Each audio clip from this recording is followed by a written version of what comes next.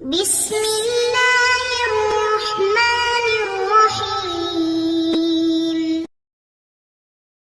السلام علیکم ورحمۃ اللہ وبرکاتہ۔ امید ہے کہ آپ سب ایمان، صحت، عافیت اور برکت کے ساتھ ہوں گے۔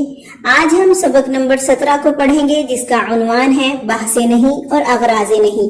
تو سب سے پہلے عبارت اور ترجمہ پڑھیں گے، اس کے بعد انشاءاللہ تفصیل پڑھیں گے۔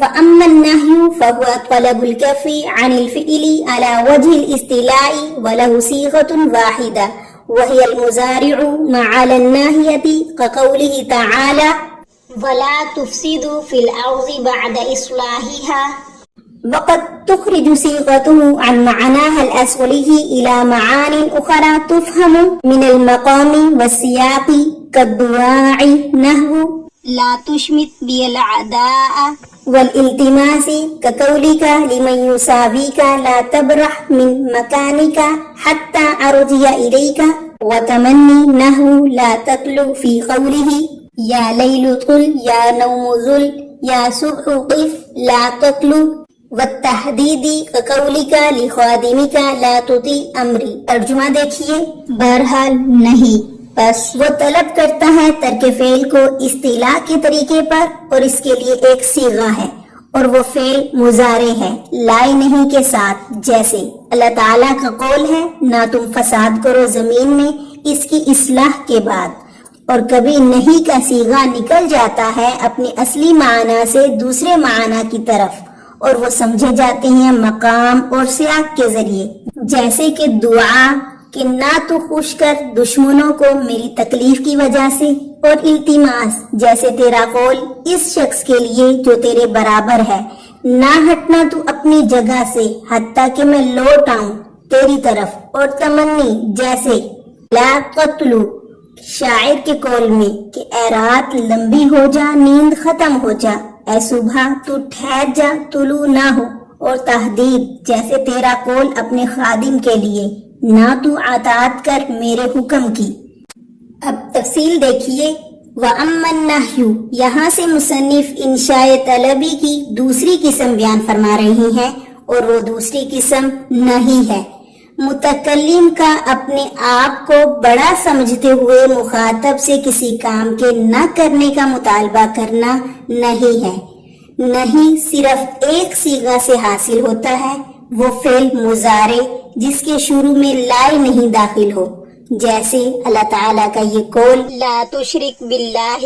اسی طرح آج کے سبق میں نہیں کی تعریف اور اس کے اصلی صیغے کو بیان کیا گیا ہے، اور ساتھ ہی ان کے معنی کی طرف بھی اشارہ کیا گیا ہے، جن میں صیغہ نہیں کو استعمال کیا جاتا ہے۔ نہیں اصطلاح کے طور پر ترک فعل کے طلب کرنے کو کہتے ہیں، اس کا صرف ایک صیغہ ہے، مگر یہ صیغے کی حیثیت قسم واحد ہے، اگرچہ اس کے تحت اشخاص کثیرہ ہیں، یعنی بہت سے اشخاص اس میں داخل ہیں، بہت سے لوگ اس میں داخل ہیں، جیسے کہ اللہ تعالیٰ کا یہ قول لا تفسدوا فی الارض بعد اصلاحها۔ اس آیت مبارکہ میں لا تفسدوا فعل نہیں ہے، جو صیغے کے اعتبار سے نہیں کی قسم ہے، مگر اس کے مخاطب بہت سے افراد ہیں، برخلاف لا تفسد کے کہ یہ بھی نہیں کی ایک قسم ہے، مگر اس کے تحت فرد واحد ہے۔ اسی طرح نہیں کے حقیقی معنی کی ایک اور مثال دیکھیے۔ اللہ تعالیٰ کا یہ قول وَلَا تَقْرَبُوا مَالَ الْيَتِيمِ إِلَّا بِالَّتِي هِيَ أَحْسَنُ، اس آیت مبارکہ میں وَلَا تَقْرَبُوا فعل نہیں ہے، جو صیغے کے اعتبار سے نہیں کی قسم ہے، مگر اس کے مخاطب بہت سے افراد ہیں۔ یوں تو فعل نہیں کا اصل معنی ترک فعل کا طلب کرنا ہے، مگر کبھی کبھی اس اصلی معنی کو چھوڑ کر دیگر معنی میں بھی استعمال ہوتا ہے، جن کا پتہ مقام اور سیاق کلام سے چلتا ہے، جیسے کہ دعا کے لیے استعمال ہونا، جیسے اللہ تعالیٰ کا یہ قول لا تشمت بی الاعداء۔ اس میں شماتت اس خوشی کو کہتے ہیں جو دشمن کو نقصان پہنچنے سے حاصل ہو۔ اب اس میں سمجھنے والی جو چیز ہے لا تشمت صیغہ نہیں ہے، جو اپنے اصلی معنی ترک فعل کے علاوہ دعا کے معنی میں استعمال ہے، اس لیے کہ یہ قول لا تشمت بی الاعداء حضرت ہارون علیہ السلام کا ہے اور خطاب حضرت موسیٰ علیہ السلام کو ہے، اور ظاہر ہے کہ حضرت ہارون علیہ السلام حضرت موسیٰ علیہ السلام سے رتبے میں چھوٹے ہیں، اور چھوٹے کی بات بڑے سے درخواست اور دعا ہی کی ہو سکتی ہے کہ آپ اس طرح کا معاملہ کر کے مجھ پر دشمنوں کو ہنسنے کا موقع مت دیجیے۔ اس کلام میں چونکہ اصطلاح نہیں پایا گیا، اس لیے حقیقی معنی پر محمول نہیں کریں گے، اور کبھی نہیں التماس کے معنی میں بھی آتی ہے، جیسے اپنے برابر والے شخص سے کہنا لا تبرحی المکان، یہاں لا تبرحی التماس کے معنی میں استعمال ہے۔ کیوں؟